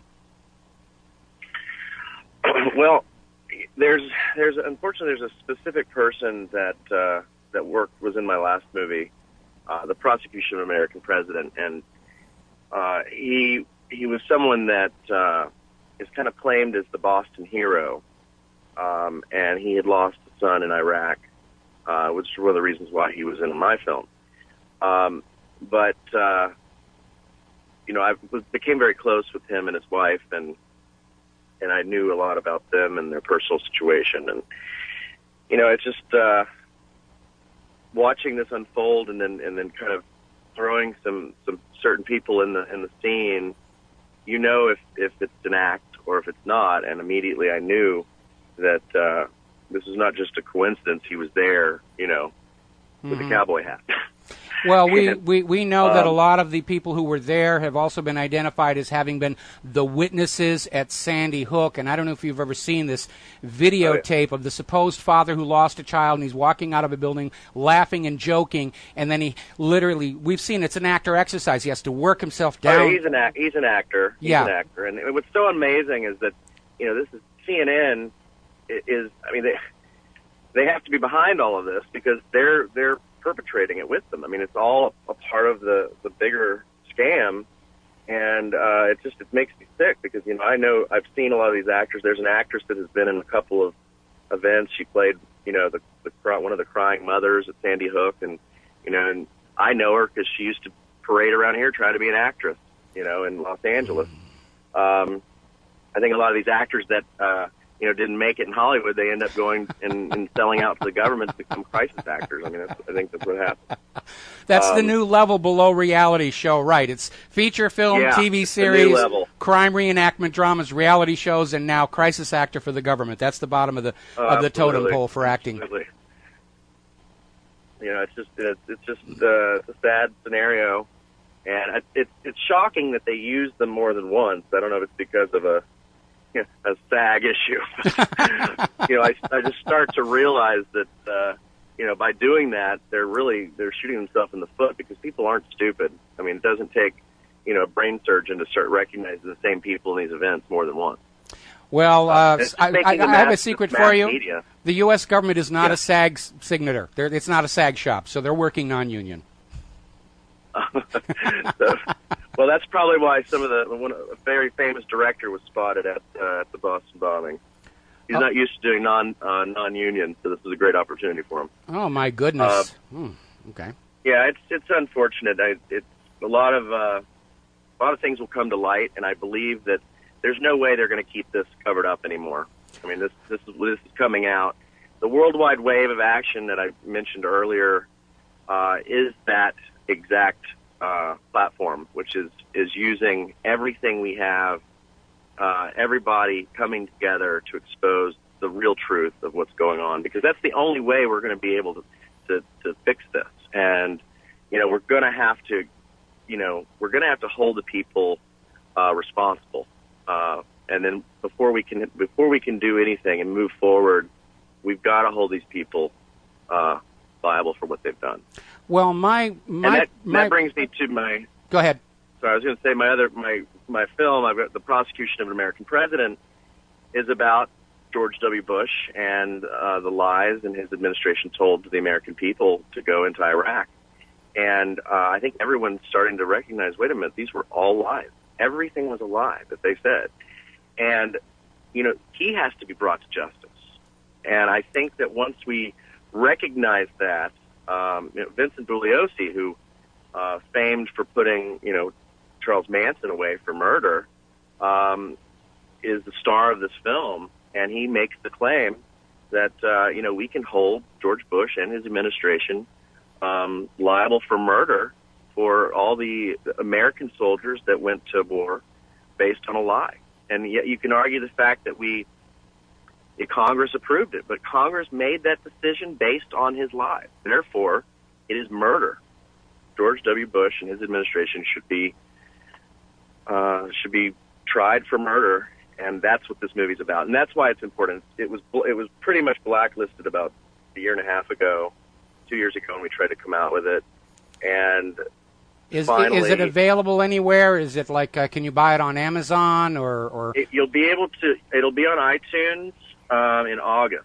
Okay. And so we're going to be showing the film across the country and all the colleges.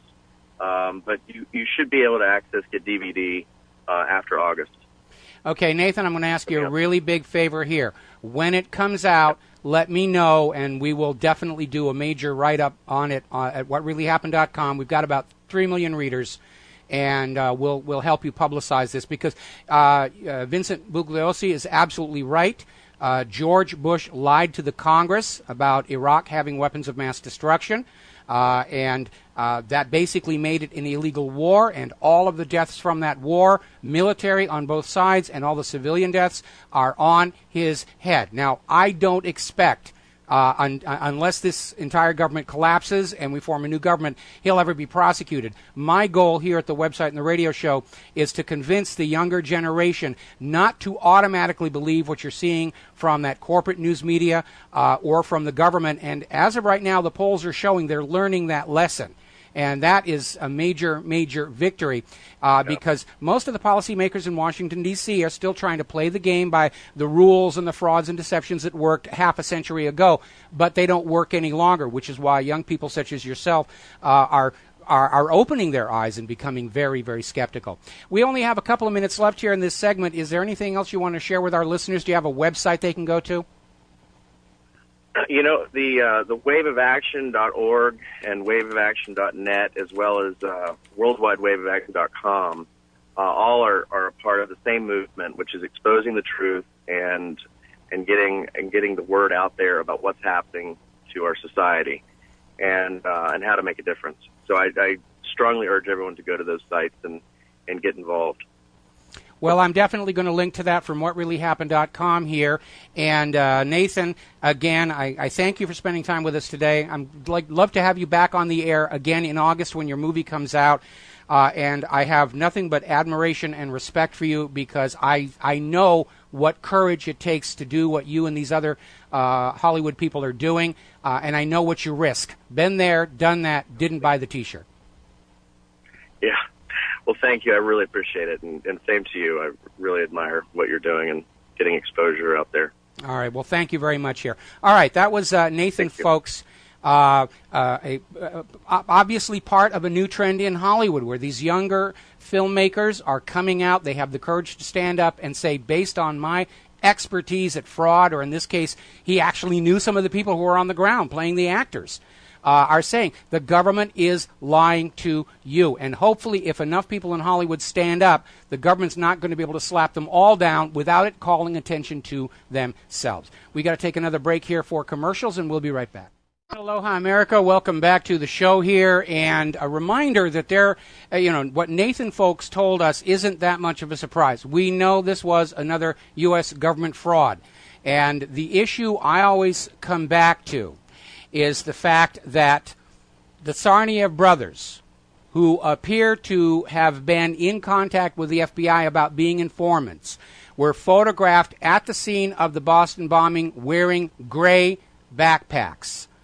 The remains of the exploded bomb shown on the media, it was in a black backpack, which appears to have this little sort of a skull white emblem on it, which happens to be the logo of Blackwater. All right, we're going to go to the phones here. David in Boston. Aloha. David, welcome to the show. What's on your mind? David, are you there? There you go. Yeah, I'm here, Michael. Hey, Michael, I called in and I brought this to your attention before, but it's so hard to get through to Alex Jones. I know Alex and some of his associates were investigating the Boston Marathon bombing, but, I mentioned this back when it happened, Michael, but a first responder to the Boston Marathon bombing, a motorcycle officer from Plymouth, he raced up there on his motorcycle. He was a first responder. His name was Gregory Maloney. And just before this year's marathon, he mysteriously died. He lost control of his motorcycle. He's with the Plymouth, Massachusetts Police Department, and Police Chief Michael Botieri said that Gregory Maloney was his best motorcycle officer, and it's inexplicable how he lost control of his motorcycle. But I went down there to his funeral services, his memorial services, and I asked the lady who his partner was, because he was riding with another officer. He was on duty riding with another officer on the day that he died. And anyways, the lady got really uncomfortable, and anyways, I went and got a cup of coffee. The next thing I knew, 6 men were surrounding me. 6 men asked me who I was, and I told them my name, and the one very, very menacingly said, "Leave." And I knew, Michael, if I didn't leave the memorial service, that I would have been arrested for trespassing. So I left.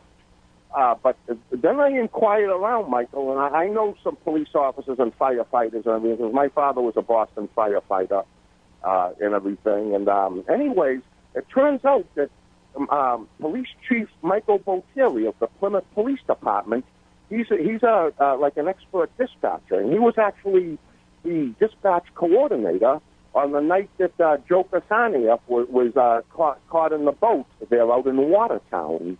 Okay.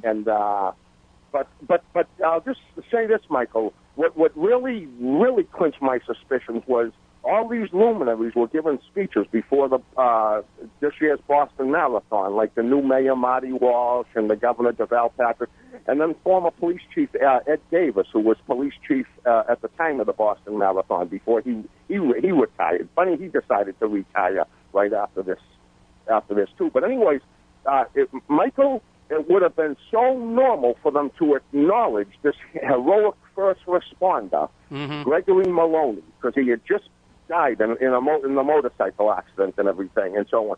And none of them breathed a word of it, Michael. Never even mentioned Gregory Maloney's name. And every one of them should have acknowledged him as a heroic first responder and everything. But something really creepy is going on. Michael, let me give... I didn't give this out before because Police Chief Botieri, back when it had, this was all being kept confidential, but I know Gregory Maloney's partner, the man that was riding beside him on the day that he died, that Gregory Maloney died, mysteriously lost control of his motorcycle. But the officer that was riding with him, his name is Matt McCumber, and McCumber is spelled MACOMBER. But as far as I know, to this day, the Plymouth Police and everything haven't released the name of Matt McCumber. And but something really. Well, let me cut you off here a little bit because we're running out of time for the show here.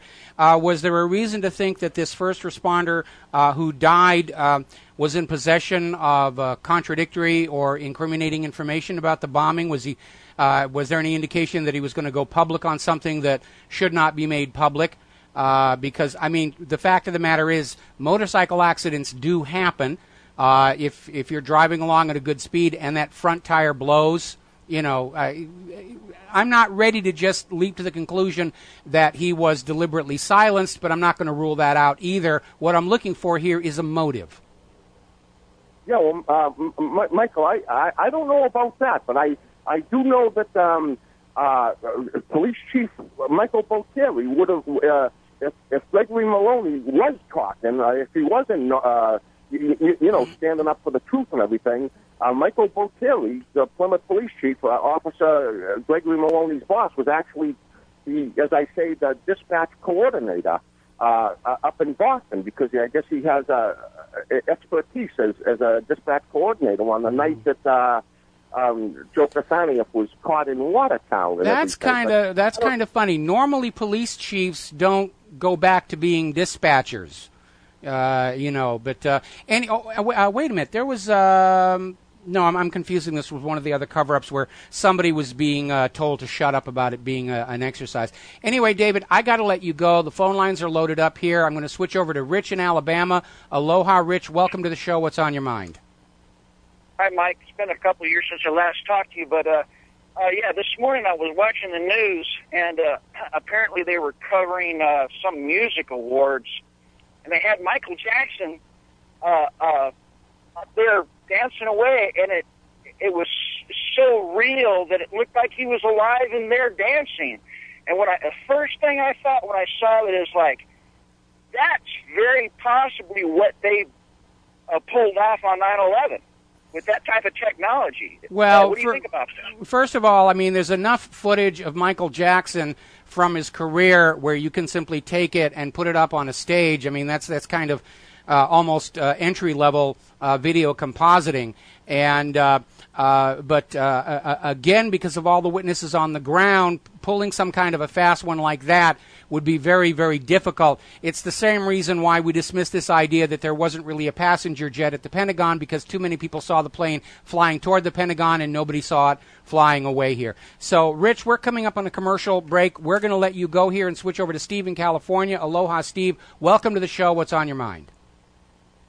Yeah, hi, Michael. Hey, Michael, with the understanding that the government knows how important independent media is with getting the message out, what's going on, the truth, in response to the government trying to shut down independent media, and they would do that definitely. I'm sure you can probably tell the stories of how they've interfered with your broadcast when you're coming on to something really strong. What is the response of independent media to make sure that the message will still continue and that the government will not shut you guys down? Well, obviously, a lot of people are working on alternative systems. China tried imposing censorship and the Great Firewall of China, and people just found ways around it. The very nature of the design of the Internet precludes authoritarian control. The way it was originally set up and designed was to be able to survive the loss of as much as 1/3 of its connections in a nuclear war and still be able to function. Now, obviously, the NSA has been trying to get into those Cisco routers to try and impose some kind of a control. But it's a case of what is the benefit versus what is the cost? Because on the day when the government shuts down all the independent media websites, it's going to be noticed. And that is going to provoke a reaction in and of itself. So it's a case, I'm sure the government probably has worked out the capability of doing it, but they have to be looking at it. If we do this, what is going to be the reaction of the public? And right now, the public is at the point of boiling over anger and rage with all this abuse. And it's just like this idea that they're going to declare all the returning military veterans mentally ill to deny them their Second Amendment rights. The government probably can do a lot of things, but what is going to be the cost? I think the reason they haven't done a new false flag attack yet is because they understand that probably the majority of the American people aren't going to buy the official story right from the start. Last question real quick, if I can get one in. What do you make of this new weapon, the laser cannon? And has that been distributed to any police departments, any of the major metropolitan cities? The only laser cannon I'm aware of is mounted on U.S. Navy warships. It's designed to intercept hypervelocity incoming missiles. I haven't seen it demonstrated yet. It's certainly not an appropriate weapon for deployment into a civilian situation there. Steve, got to let you go. Got to take a break for commercials, and we'll be right back. Hi, America. Welcome back to the show. Now, the CEO of Cisco has basically gone public criticizing the NSA for bugging IT hardware because it has been a disaster for the American computer industry, cloud providers, ISPs. Nobody wants to deal with anything either from or going through the United States of America. It is a major economic blow to one of the few still functioning sectors of our economy. Now, as I mentioned earlier, we were talking about it to this caller called into the show. The U.S. is charging China with cyber spying on Americans' firm. They're making a big deal about it. Fox News is obsessing about it. And the hypocrisy here is on full display because we know Israel is constantly spying on Americans, constantly stealing our business secrets, constantly stealing processes and other information that Israel can use to profit by our work. Only a week and a half ago, Newsweek was talking about how Israeli spying was wider than ever before. It's across the red line, according to U.S. intelligence agencies, and no, it's no big deal. Oh, Israel's allowed to spy on you. Israel's allowed to steal your Aunt Mary's top secret chocolate chip cookie recipe. And you're an anti-Semite if you speak out against it. But here we have these intrusions from Chinese servers into some high-profile corporations that triggered off their alarm system and called attention to themselves, and all of a sudden China's the bad guy.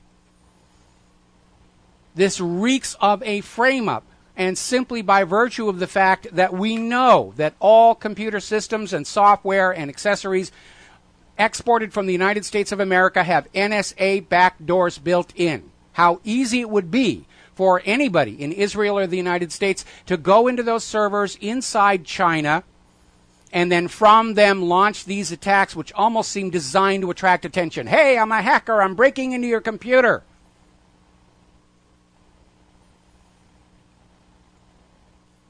Another article coming out of darkpolitrix.com here. Edward Snowden's latest data release seems to indicate the NSA may be putting Israel's security ahead of that of the United States of America. And they're talking about this arrangement by which Israel is getting the raw take from the NSA surveillance system. Doesn't go through filters. They don't block our politicians or our officials. Israel gets all of it. In exchange, Israel is sending back almost nothing. It's almost entirely a one-way flow from NSA to Israel. Do you understand what a security risk that is for this foreign government to be getting the inside communications of our Supreme Court judges, our members of Congress, the president, the leaders of our various business enterprises?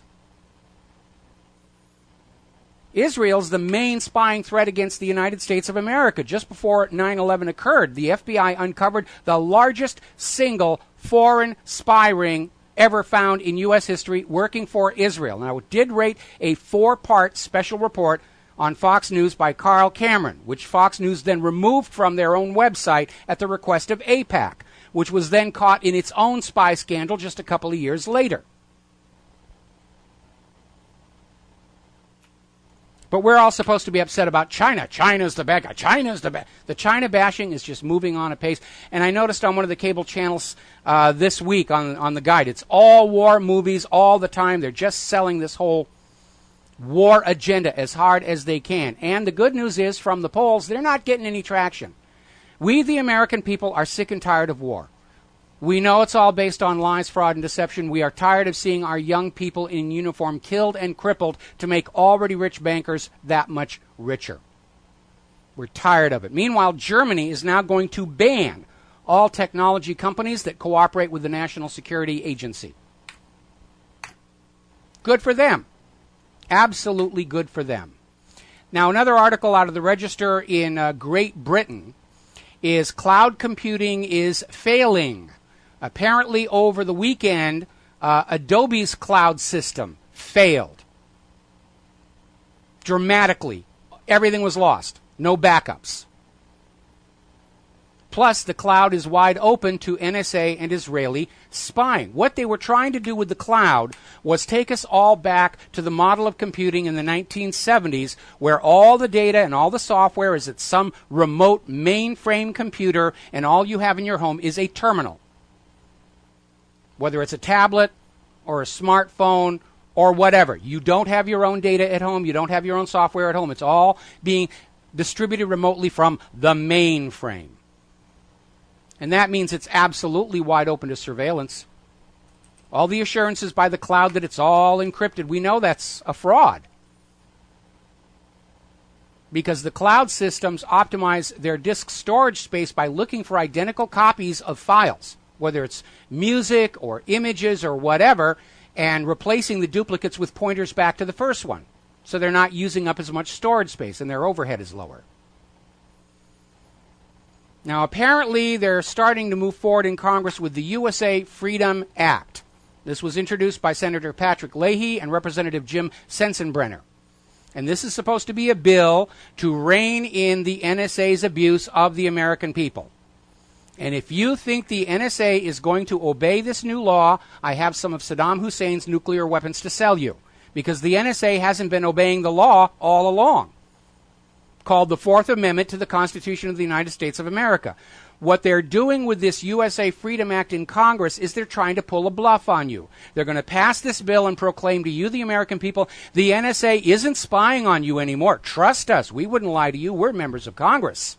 So you don't need to bother with encryption. You don't need to bother about keeping your communications private. You can send them in the clear, securely, secure in the knowledge the NSA isn't peeking anymore. And of course the NSA is going to be peeking. It's absurd to think that they're going to stop. They don't obey the law. They're a law unto themselves here. And by the way, I did over the weekend put up my 6th NSA code-breaking challenge. And I made this one interesting. I supplied the source code for the encryption and decryption routines. And there's the encrypted message, and all that's missing is the key. And the code is specifically designed to foil brute force searching. You have to have the entire key before you can decode any of it. So we'll see if anybody can break that one. I'm going to set July 4th as the end of this particular challenge. And, of course, the first person to break that code before July 4th gets a free What Really Happened coffee mug. Meanwhile, the NSA chief the ex-NSA chief is out there trying to justify all the spying, saying the odds of a terror attack are growing. It's growing. There's a threat coming. You've got to let us go on spying on you. But amazingly enough, a lot of the talking heads in the corporate media, they're not buying it any longer. And, the NSA is in a very awkward position. Because if there is another terror attack, which we're going to presume is a false flag by the U.S. government, but for the general public, they're going to say, well, obviously this NSA spying doesn't work to stop terrorists or real criminals. It's there to spy on you, the American people, to try and scare you out of talking about what's going on and to steal your business secrets, which we know the U.S. government does. They were caught doing it at the Seattle APEC a few years ago. Alrighty, let's see. We're almost at the top of the hour here, and I want to wrap up here with a theme that I think we all need to be thinking about right now. It is time for the American people to get very angry about what's going on. Don't get violent. I am not encouraging violence against the government because they're kind of hoping you'll do that, because then they've got the excuse to declare a national emergency and martial law and behave even more badly than they already are. But it's okay for you to get angry. We evolved to feel anger as a survival mechanism to energize us against those who would harm us and our loved ones. And it's definitely time to get angry. Angry over all the lies, angry over the theft of our wealth, the enslavement of our children, to send them off to die in wars of conquest. If you're not angry, there is something wrong with you. I'd check your water supply for tranquilizers or something. But it's okay to be angry. It's part of what makes you a free human being is the ability to be angry at those who would enslave you. So the time is now to get angry, to get energized, to go on out there for the wave of worldwide action and say, yeah, enough is enough is enough. I don't recognize this government. It's not legitimate. It's not legal. It's not constitutional. And I am angry that we cannot get back the United States that we were taught we all lived in. There's the music. It's time for me to get out of here and run some errands this afternoon. We'll be back tomorrow here on the Republic Broadcasting Network. Until then, stay safe, stay well, stay angry, stay skeptical, make good choices. Please support republicbroadcasting.org. Head over to the website, hit that donate button. We'll be back tomorrow. Aloha, America.